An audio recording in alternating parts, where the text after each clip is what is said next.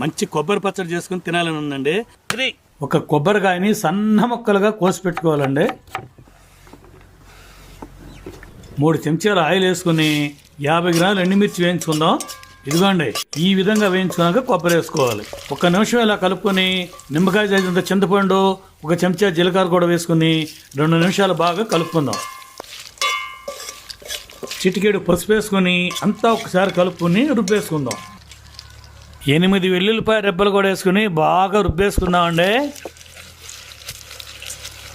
సరిపడినంత ఉప్పు వేసుకుని బాగా రుబ్బేసుకున్నాక తాలింపు పెట్టుకుంటే అతి రుచికరమైన కొబ్బరి పచ్చడి రెడీ. చాలా అంటే చాలా ఈజీ అండి. ప్రతి ఒక్కళ్ళు తప్పకుండా ట్రై చేయాల్సిందే.